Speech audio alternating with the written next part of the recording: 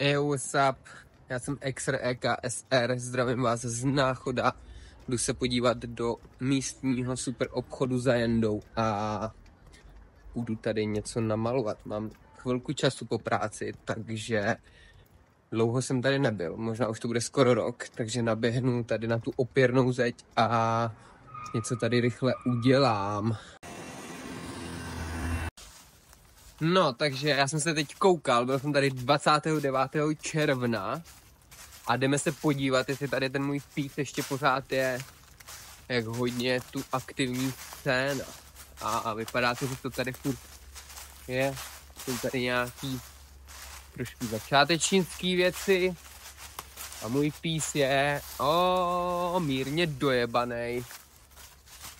Ale budíš. OK. Aspoň, že to tady furt je. Dobrý, já jdu najít spot a jdu malovat, nemám moc času. No a jinak, kdyby někoho zajímalo, jak jsem dělal tohleto, tak se můžete podívat na nějaký video, asi tak 18 videí zpátky. A to bude tohle video. Jmenuje se to Náchod versus Trutnov, nebo tak nějak.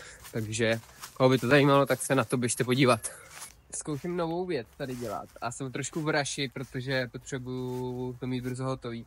Bude to basic monochrom, černý filling, bílý outlines a netrefil jsem ty proporce úplně, jak jsem chtěl, ale nebudu se s tím moc patlat, protože nemám čas tady dělat grid a rozkreslovat si to, aby to bylo přesně, prostě je to trošku víc free, nebude to úplně přesně tak, jak chci, ale jebány a jedeme dál.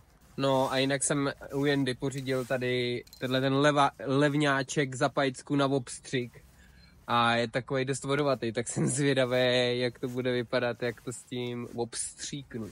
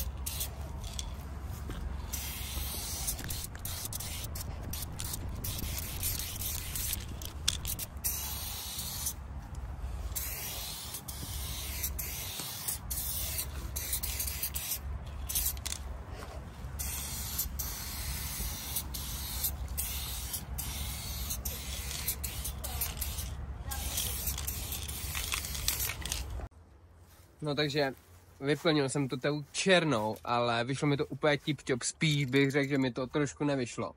Tady se jakoby míchají Molotov Burner a Montana Black, je to možná trošku vidět na videu, nevím, jestli to bude vidět.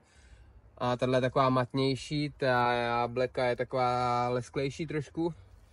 Teď udělám nakonec světle šedivý outlines, nakonec teda, a ještě udělám takový basic 3D doprava a důvod toho, ale je to takový flekatý, no, protože bych tý černý potřeboval trošku víc, no, ale mám ještě jednu černou, ale nechci se mi načínat novou černou, jenom kvůli tomu těm dostřikům, ale možná, že na nějaký cutbacks ještě bude potřeba, takže jdeme na outlines a jdem to dodělat.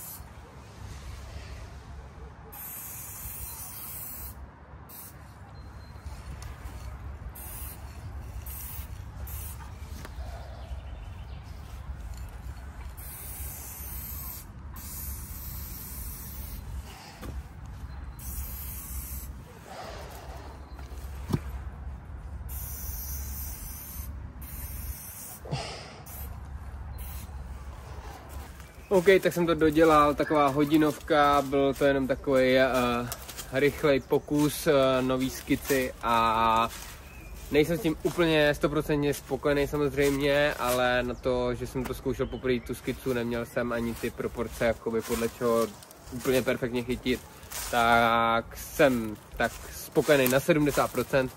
A jdeme se podívat na výsledek, tohle bylo jenom takový rychlý video a těším se na další projekt. Čau.